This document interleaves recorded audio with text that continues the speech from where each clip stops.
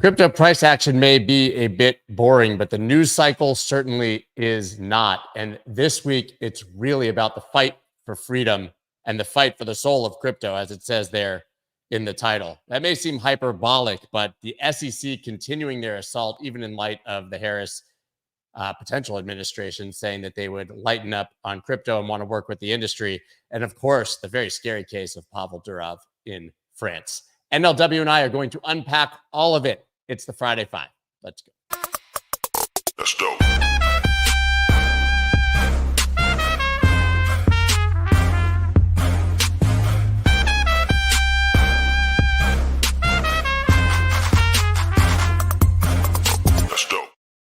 What is up, everybody? I'm Scott Melker, also known as the Wolf of All Streets. Before we get started, please subscribe to the channel and hit that like button. Going to go ahead and bring on NLW right now. There's some huge stories this week. It was a bit hard to find 5 really impactful stories, but they all seem to have sort of the same vibe and same tone here. They're really concentrated. I mean, if we were going to have a an honorable mention, there are about 1 million little world just keeps moving on for the crypto industry stories. There's like a Bitcoin hedge fund that launched and, you know, a bunch of institutional news, but it's all small stuff. It's all not big stuff. But for those of you who want to peel back kind of this crazy things, there's definitely there's a sort of new normalcy around institutional engagement with crypto that's just sort of quietly going on in the background. I'm sure we'll have context to talk about it in future weeks, but obviously that wasn't the big stories, you know, this time. Yeah, I agree. There's a groundswell, and it's become normalized that we just get these huge institutions participating. Even the Morgan Stanley news a few weeks ago kind of came and went. Yep. And even a year ago, that would have been the story of the year. Absolutely. Right. I think that BlackRock's involvement and all the other institutions have just made it sort of assumed that all of these will eventually come online. And they don't impact the market directly, but I have a feeling that when the tipping point sort of comes, if it does in the fall, all of those stories, we're going to look back and say, wow, that was absolutely huge, right? Yep, absolutely. Yeah, and speaking of stories that are just absolutely huge, France hands Telegram CEO Pavel Durov preliminary charges over alleged criminal activity on the app. Of course, he has actually been released since then, although he has to stay in France, I guess, awaiting charges. I don't really know exactly how the criminal justice system works in France, but, you know, for those who don't know, he basically landed on his private plane, a rented private plane, we found out, which apparently is relevant, in France, was immediately arrested. There was a lot of conjecture as to the reasons because it wasn't originally announced. It took a few days to see the charges, and it, in my opinion, was sort of the worst assumptions came true. Yep. He was largely charged for complicity for things users were doing on the platform using the technology and for failing to moderate that. So I would love your initial commentary on this as we dig into it. Yeah, I mean, so listen, my first reaction with this was, you know, very, very standard. Like, let's wait and see what the actual charges are. You know, there's scenarios where it could be, you know, something that we don't think, and then scenarios where it could be really bad. And it ended up being the sort of worst case scenario of, or at least, you know, it seeming really worst case scenario of him being targeted for what's going on in his platform. And so the implications of this are much bigger than just this case. It is it represents a very different sort of tenor and tone to the relationship between governments and technology companies that has potentially dramatic impacts for what people are and are not willing to build, and frankly where CEOs are and aren't willing to go as a sort of a secondary consequence. But you know, we've long had this sort of sense that the people who create and build platforms are not culpable for what their platforms are used for, you know, in general, right? This is sort of embodied in the US in law specifically, but it's coming up now as an even bigger question than it was before. There was a first round of this question that was answered in the 90s. Because of AI in particular, it's back in a huge way. And this feels like the opening salvo of what is potentially a very different approach by governments when it comes to their approach to, you know, the speech technology and the complicity of teams. And I have to think that it's all just prelude for a bigger fight, you know, as new types of technology platforms come online. But, you know, I think for those of us who have enjoyed, you know, the fact of creation of these applications, this is a fairly chilling sort of moment. It's also chilling because these CEOs and platforms now have to be concerned with the global nature of what they're doing. It's much like we've seen in crypto, where you may be completely compliant in one country and completely breaking the law and risking jail time in another. Unpacking this with lawyers this week on Spaces, like Preston Byrne, he said, listen, everything he's charged with in France would not even be an issue in the United States. Yep. So if he was sitting in this country, he would have been completely fine. We wouldn't have that issue. But it's the fact that he landed in France, where he has citizenship, that they're going after him. So even first world G20 nations that are usually aligned on things now are starting to see cracks in the facade of what they're willing to accept in terms of, obviously, free speech and who's culpable. This is just terrifying to me, because it's really not, I say it all the time, but it's not that different than Tim Cook being charged for drug dealers using iPhones on iMessage, right? If you view this as a technology or a platform, is the CEO, is the mayor of a town going to get arrested for every single crime committed in his town because he failed to moderate his citizens? Are Elon Musk and Jack Dorsey in trouble? We obviously had Zuckerberg this week coming out and apologizing for caving to White House pressure on content. It seems like you play ball and you're fine and you get to be a billionaire and you get to stay home. You don't play ball, you're going to end up in jail somewhere. Yeah, I mean, I think that the lines changing or there being, look, there has been a gap between how the US thinks about these issues and how Europe and the UK thinks about these issues for a while, right? Free speech in the UK looks very different than it does, for example, in America. And some crypto folks have run into contact with that, around Craig Wright, basically, and the lawsuits therein. But it's clearly calcifying in a harder way, right? Like Europe is now actively pushing to be sort of the harsher regulator of all these sort of things. And you start to see it playing out in terms of European citizens actually not having access to certain services because American companies are not willing to deal with it. Again, not to keep bringing it back to AI, but this is, I think, where that battleground is shifting in a big way. Meta has chosen not to release certain parts of its multimodal models in Europe because it doesn't think that it can comply with the EU AI Act. Apple has said that it's not putting Apple Intelligence out or big parts of Apple Intelligence out in Europe. And so Europe has created a situation for itself where, good job, you're the first to regulate things, but you don't have any sort of homegrown industry. Companies are going to, largely have to move out of that, out of the jurisdiction. And, this is just raising that to a whole new level. If platform, owners are culpable for what's going on, it's a very nervous thing. And the likely first losers in this are going to be European citizens who just have access to fewer services. They're going to have access to fewer services. I think it's very interesting, though, that they have more access to crypto services largely than people in the United States do. I mean, this is obviously a crypto adjacent story because anything that happens for freedom or privacy eventually affects us. But Mika, and of course, Telegram has an adjacent token, but Mika was applauded by people all over the world for the Europeans getting ahead of regulation in crypto and the United States being so far behind. So there's this kind of strange bipolarity here. Sort of. It's the weird wonkiness there is that the freezing effect in the US is not based on how rules have been defined. It's based on a lack of rules being defined and the clear antagonism of a particular administration towards crypto, right? So it's not that the US and Europe sort of sat down and each went through their own processes to figure out where it landed, and Europe came out more sort of pro crypto than the US. It's just that the particular situation has been so frozen and antagonistic in the US that it's the net impact is even more dramatic. However, it is ironic, and I think is not a particularly nice sign for U.S. regulators that Europe of all places is ahead of us when it comes to citizen access to services.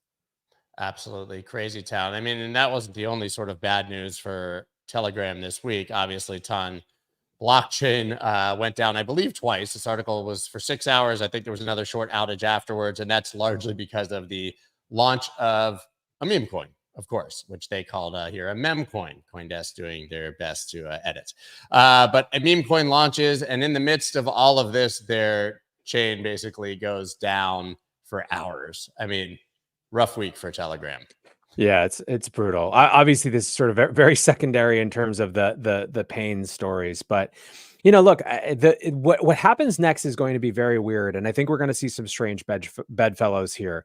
The Russia dynamic of this is one that we haven't touched on yet, but that's actually weird too, because Russia's basically going out of its way to sort of point and say, look, this guy was a Russian citizen. He decided to turn his back on Russia and choose sort of, the freedom dynamics of other places, and, then got screwed for it. So it's a weird situation where, Russia's out here, squawking and defending free speech. And I don't know, it's a strange time, and we'll see what happens. There's also the UAE dynamic, where basically the UAE is asking for him back.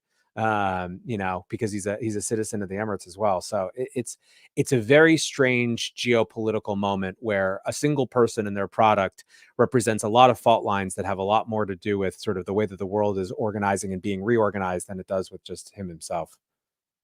Yeah, I didn't have on my bingo card Russia defending free speech. Right. Yeah. It definitely makes you wonder how much the United States knew about any of this. I'll tell you one thing the United States definitely knows about: it's sending Wells notices. The SEC has sent a Wells notice to OpenSea, warning of enforcement action. Important to note, a Wells notice is not the enforcement action itself. And we've actually seen the SEC not take enforcement action against a few companies of late that had been sent Wells notices. But either way, this is a relatively huge development, because this is alleging that NFTs are effectively unregistered securities. To me, this is like going after eBay for being a marketplace for unregistered securities, because people are selling their Jordans and their used t-shirts for a profit, or anything else that they're selling on there. People who believe that NFTs obviously are art do not understand this at all. So this is symbolically, I think, very big. And then, of course, there's the political side of it, which is there's rhetoric coming from the Harris campaign that we're going to see changes, that they're going to engage with the industry, while Gary Gensler and the SEC clearly have no intention of stopping these sort of abrasive tactics. Yeah, I'm pretty firmly in the camp of this one is a scorched earth sort of a thing. I think that this is, it is, no matter where this lands, no matter if on the other side we have distinct legal clarity that affirms what everyone believes right now, this is exactly the type of thing that can significantly gum up the works for an industry for years. And I think that this is now a spiteful part of this administration that wants to grind the gears of this industry to a halt even farther than they have.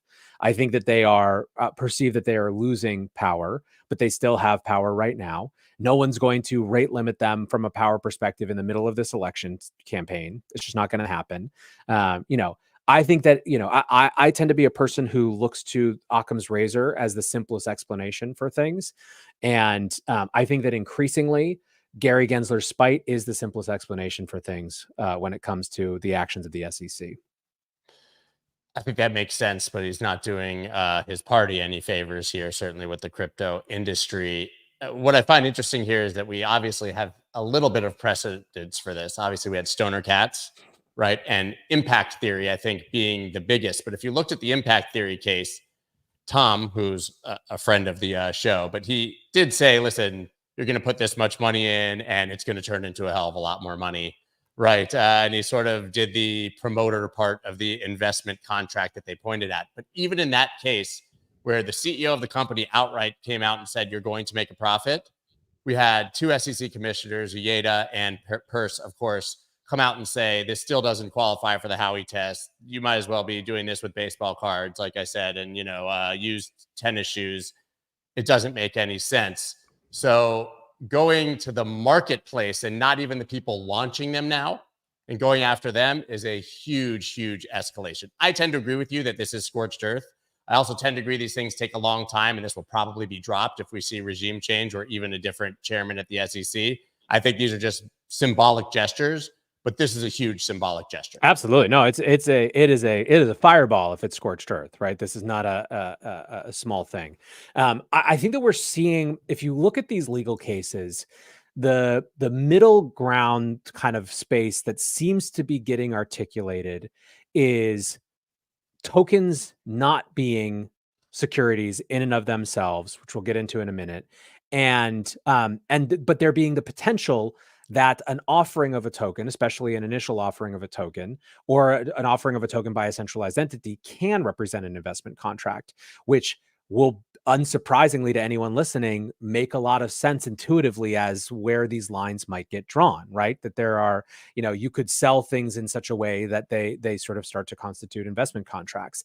This is not what this is accusing. This is actually saying outright that NFTs are securities. It wants that fight, even if, again, it gets smacked down in court, which is the particular reason that I think that this is scorched earth, because I think that if they couldn't even get the idea that tokens were securities through, I think it's very unlikely that they get the idea that NFTs are securities through. Yeah, it's a lot like Ripple, to your point. When Ripple initially sold them to investors, that was a security offering, but everything that happened after that was not. This is the marketplace that is selling them. It's insane. So maybe Impact Theory could have been a security offering based on the specific things he did to mint and launch those. But once they're being sold on the open market, that open market being liable, to me, is just absolutely crazy town. There was some conspiracy theory that there was a interesting timing here because Trump obviously launched his fourth NFT collection, I believe, the day before the Wells notice. But I spoke to Sheila Warren about this yesterday, and she said these Wells notices take forever. There's no way that this was meaningful timing. It's just coincidence, but it is somewhat ironic that within 24 hours of Trump launching an NFT, the Democratic lead, I guess, of the SEC says NFTs are security offerings. The silver lining, by the way, is that if Trump's in office, he's not going to deem NFTs securities since he's launching them. I think it's symbolically notable. I agree with them. The mechanics of this basically ward out that particular theory for how it came to be. But so going back to, Gensler not doing his party any favors in that assessment, that's our assessment as we sit here viewing all of these actions as negatively impacting the Democratic Party. And there's certainly an argument to be had. There are many Democrats who feel that it's negatively impacting the party, including elected officials.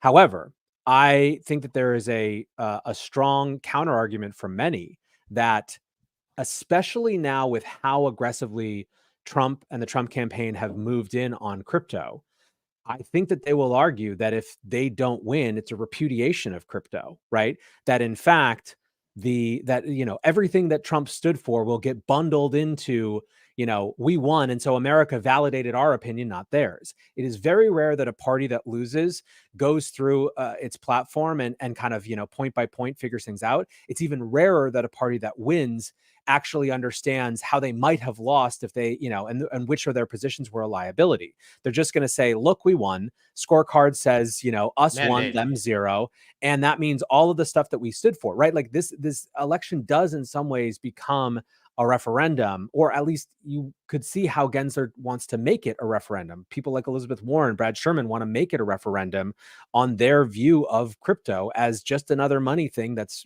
for bad people and for rich people and for assholes. So, I think that the gambit here is that Gensler is part of a wing of the Democratic Party that wants to win with their antagonism of crypto as a plank so that they can be validated in that.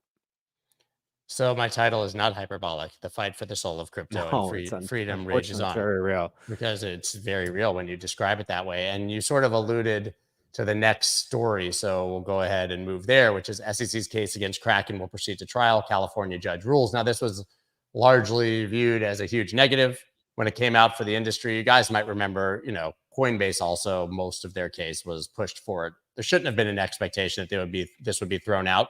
But it does speak very specifically to the securities offering side that you mentioned before. So go ahead and talk about that. Yeah, I mean, so basically, one, to your point, it was always going to proceed. It was almost no chance that this wasn't going to proceed to trial. This is, this process is legal de rigueur, and it's part and parcel of trying to figure out, you try to piece out parts of the argument in advance, right? So to figure out what the SEC can and can't argue, and what the basically what the stakes and terms and context of the actual court battle will be. And one of the things that came out in this decision is the judge effectively, kind of once again making this delineation between the tokens themselves and the way that they're offered and in what circumstances they're offered.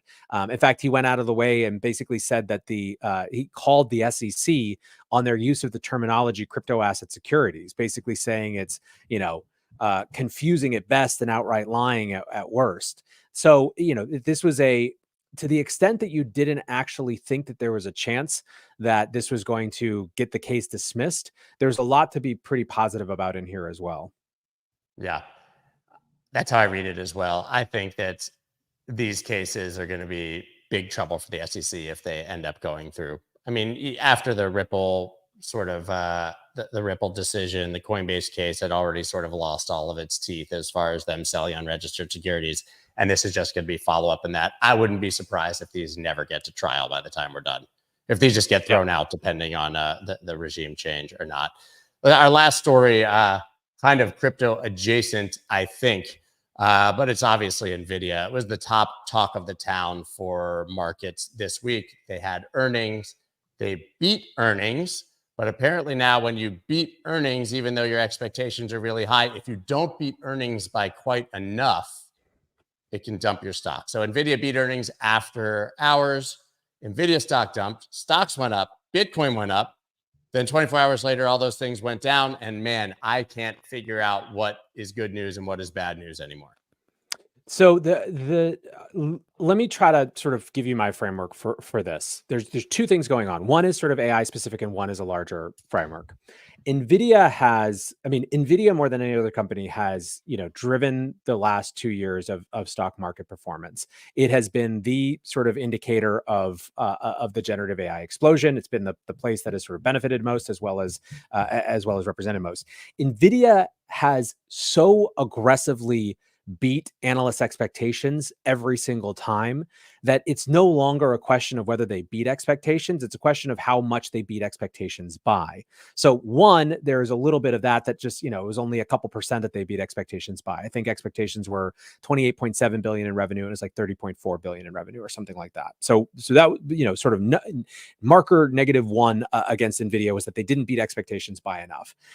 Marker 2 was that their projected quarterly earnings were a little bit lower than analysts had wanted to see. So, there's the great looming fear is that at some point this has to stop, right? Question mark, question mark, question mark. And so any indicator of that is going to spook people a little bit. So that was, the second negative thing. And then that fact of the second negative thing also sort of triggered a different look at some trouble that Nvidia has had in terms of delays with its new Blackwell units, right? So Nvidia does have these tiny little things by relative to their performance, they wouldn't freak anyone else out in terms of other companies. But again, they're being used as a barometer and a benchmark for the entire sort of, AI space. Now, there's another thing going on though, which is that for the entire period of the rate hiking cycle and then the higher for longer part of the cycle, AI enthusiasm has been the counterbalance that Wall Street has clung to, right? It has been both a legitimate thing that they're excited about, believing that this technology actually will get, big productivity gains and GDP increases, but it's also been a life raft in an otherwise gloomy period for markets of decreased liquidity and worse performance and all that sort of stuff. Now, I don't think it's surprising that we're starting to see, bigger questions around AI hype and AI pricing and all these sort of things right as we're heading up into the beginning of the rate cutting cycle. It's just that the narrative need for AI has decreased a little bit. Now, I don't think that we're going to see some massive flood to the exit, because it wasn't that AI wasn't real for people. It's just that maybe it was 20% higher priced or 30% more excited that people should have been. And I think we'll see some amount of sort of repricing on the basis of that. So that's what I see going on. I think that, but I do think that weirdly Nvidia is telling as part of that process. Totally agree. I don't think there's much more to say there. That was our 5 stories. I just want to take a look very quickly as we end at coin market cap here and remind people that Bitcoin is still $59,500. And as boring as the summer is and as bad, quote unquote, as price action is, I would guarantee that if you zoomed back 6 months, or certainly a year, and I told you that at the end of the dull summer that comes after every halving cycle or coming into the end, we'd be sitting around $60,000 Bitcoin, you guys would be celebrating your asses off. I pretty much only look at the price of Bitcoin right before we jump on because I want to make sure that I know. And if I had closed my eyes the entire summer, it would have been roughly what I thought it was going into the summer. It's like around 60K. That's just been when we look back at 2024, it'll be the year of 60,000. Like that's just what, we'll mentally associate it with, maybe 59,000 for the glass half empty people. Yeah, we'll have been 10 above or 10 below and hovering around it basically since February, right? Yeah. On the way up to 74K in March. So I just tell you guys, listen, it's fun to come here and talk about these things. Don't worry about the price. Chill. It'll change eventually.